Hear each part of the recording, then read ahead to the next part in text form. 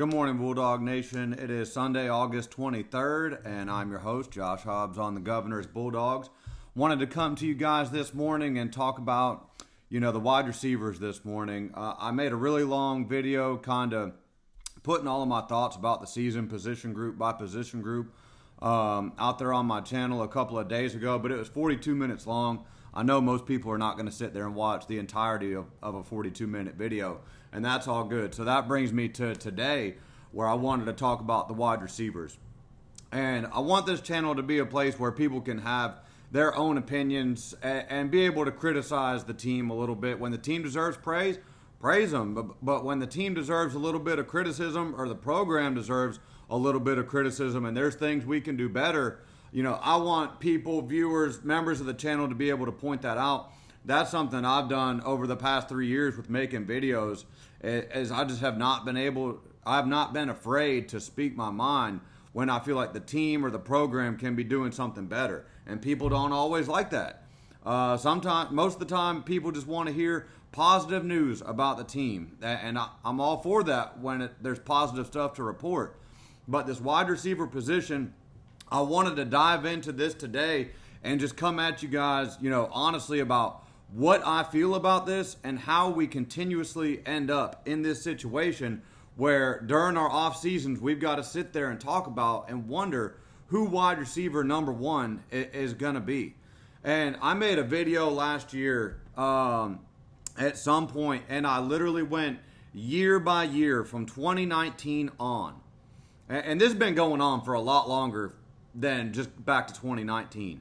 But from 2019, every single season after that, our best wide receiver or the number one wide receiver that we were going to have either got injured or was kicked off the team. And this goes all the way back to Jeremiah Holloman, George Pickens, Ra Thomas, A.D. Mitchell, and it just continues. Brock Bowers banged up. And no, he wasn't our wide receiver, but he really helped us in receiving. And it just goes on down the line of guys being injured for the entire season or kicked off the team. And I think that really hurt us because we did have some good receivers in that time period from 2019 on. But even if you could excuse that, having only 1,000-yard wide receiver in our program's history, that's inexcusable. Like, we are too big of a program, too big of a brand, and too good of a high school football state for that to be possible. And this has been used against us for a long time, and rightfully so. If I'm Ohio State, if I'm Alabama, absolutely I'm using that as a negative recruiting tool against Georgia. And I'm going to tell these five-star high school wide receivers, dude, you cannot go to Georgia. They're not going to use you. They're not going to display your talents. The fact that George Pickens came through here, and again, a little bit of the injury thing, but it's like a perfect storm of stuff going wrong at the receiver position. But George Pickens not having 1,000 yards, no excuse for that. A.D. Mitchell surely would have had 1,000 yards for us had he not been injured in 22. It seemed like he played literally 3 games in 2022. The Oregon game, the Ohio State game, and the TCU game. And that was it. We saw no more, but he was balling in all 3 of those games. But this has definitely been used against Georgia, recruiting-wise, that. And even though I don't think that it's true, the NIL, the paying, that Georgia doesn't play elite players, that Georgia doesn't pay, won't bring the bank for the wide receivers. Even though that's not true, just the narrative being out there about those 2 things is really hurting it. It doesn't have to be true. But if everybody believes it, that's all that matters. If the high school wide receivers believe that Georgia's not going to use them and they're not going to get paid if they come to Georgia, that is bad enough right there. So we have got to find a way to change this in the coming seasons because this has got to stop. We can't season after season be sitting here wondering who our number 1, 2, and 3 wide receivers are going to be. And we can never, ever, ever have a season like 2024 ever again. As long as Georgia football is played, we cannot have a season like we had in 2024 leading the country in drops. Not at Georgia. That was unacceptable. But diving into this season, what's got to happen, we can just go ahead and jump right on into it. So Talon Taylor, the 5-star wide receiver that got hurt last year, had the big drop against Alabama. Him and Isaiah Canyon have got to lead this group. And these guys have got to emerge as the alphas. And these guys have got to make plays. Like those two right there, Talon Taylor and Isaiah Canyon, they have to hit. Like Talon Taylor, highly recruited out of high school, played a lot as a freshman. Unfortunately, in the minds of many, is remembered most for the wide open touchdown that he dropped against Alabama. And then right after that, he got hurt. Again, going back to this injury thing with wide receiver, it's like it keeps on happening. It's been a really unfortunate thing. Like, there's a lot of stuff in this topic that Georgia could have done better, and we've also had a lot of bad luck. But these two guys right here, Isaiah Canyon brought in from Georgia Tech. This is supposed to be the big body on the outside that's going to replace Colby Young. Those two guys, they've got to pan out, though. These two guys have got to step up and make plays for Georgia. They've got to get separation. They've got to make plays on third down. Like these two guys, this has got to be it right here. That's most important. Moving on from that, London Humphreys and Sokovie White, they have got to be big-time role players and be in support of those first two. We've got to get career-best seasons out of London Humphreys and Sokovie White. I think London Humphreys had 300-something yards last year. He's going to be counted on to have a bigger role this season. Like, I feel like that is a doable ask from both these guys. Because Sokovie White, I feel like Sokovie White has been a really good player, and he would have played and had a career-high season last year. But Zach Grant transfers in from Southern Cal, and he ends up getting all of that playing time in that spot that Sokovie White would have played. But I think Sokovie White is a really good player. I've liked from what I've seen from Sokovie White when he has gotten in, when he has played. He's got good hands, tough as nails, not afraid to take a hit over the middle of the field. I think both of these guys are going to play and play a lot, and I think they will have career best seasons. Both London Humphreys and Sokovie White. So the first topic, Talon Taylor, Isaiah Canyon, will they both hit? I think one of the two for sure. I think possibly both. But we cannot have both miss. That would be a catastrophic situation for our season. I do think that London Humphreys and Sokovie White, I think they're going to be good key support players, and I think they're going to have career bests this season at Georgia. Moving on from that, I think Caden Prothro, the tight end out of Bowden, is going to come in. I think he's going to play the slot. I think he's going to be a very effective slot receiver. From everything that we heard from spring, and everything that we're hearing out of fall camp, the kid just has a knack for getting open in the middle of the field and being able to get separation and making plays. And we have got to have that. And expanding on that, listen, all of the tight ends have got to help take pressure off of this inexperienced group. I feel like we do have a very talented group. Like, I feel like we're a much more talented group this season than we were in 24. Whether or not we're more talented than last year, I'm going to have to wait and see us make the plays on the field in games to make that determination. But I feel like it's possible. Absolutely, I feel like it's possible. We've got some guys. They're just inexperienced guys. But all the tight ends have got to help take pressure off of this group. Gunnar Stockton has got to help take pressure off this group. He has got to be better over the middle of the field.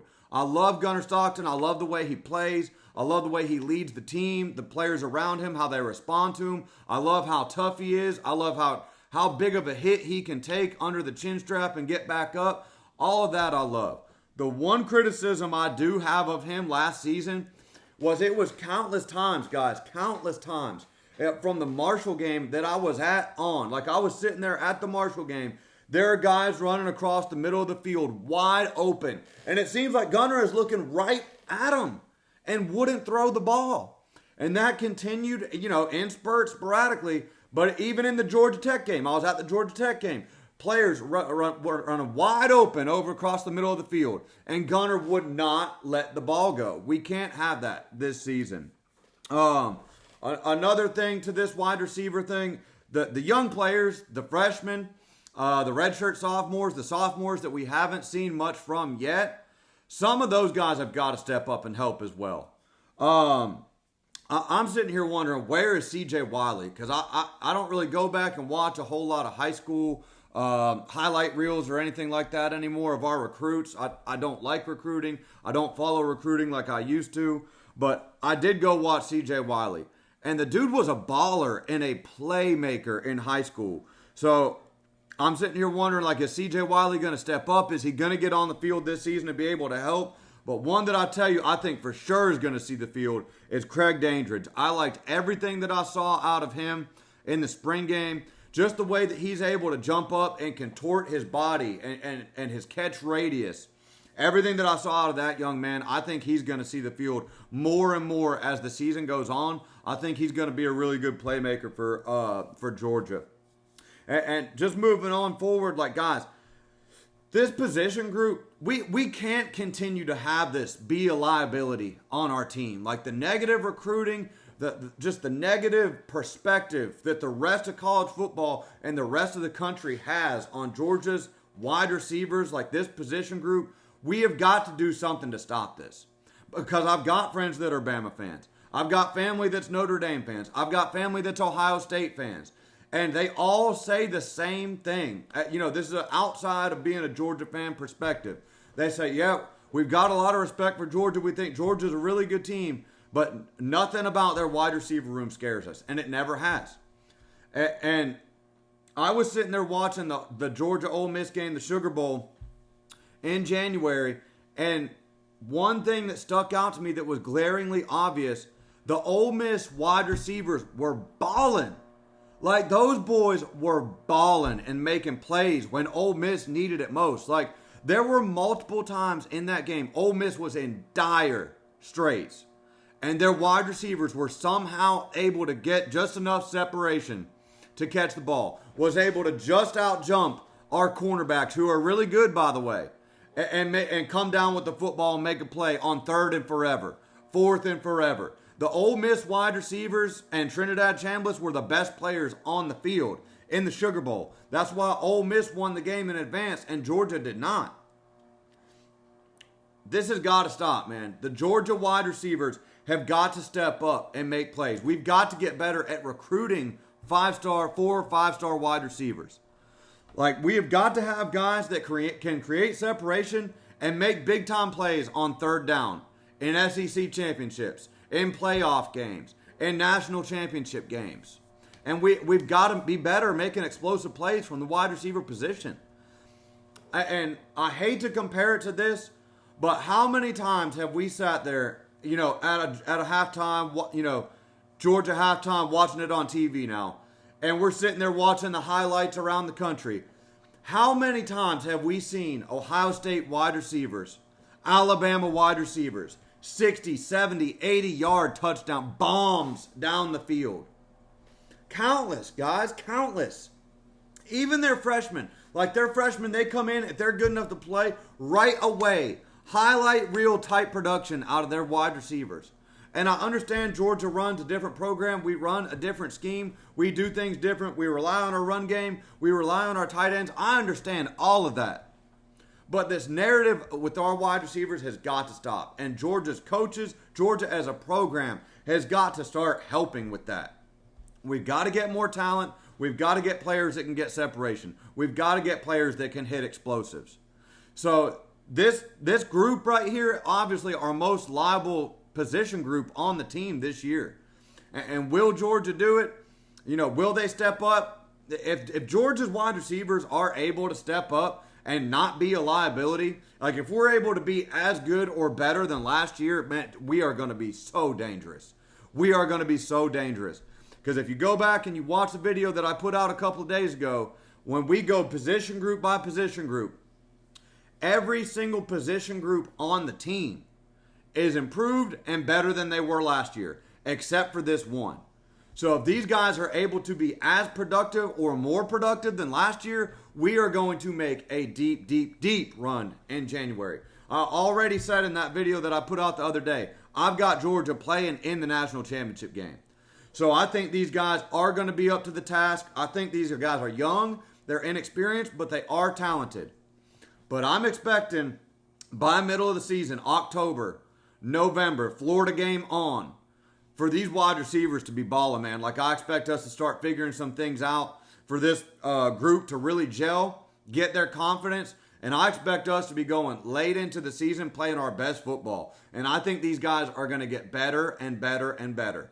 And I think when it comes time for Georgia to be in a close playoff game, and we've got to have it on third down, I think some of these young guys are going to be up to the task, be able to step up and make some plays for us on third down. And we haven't always had that in seasons past.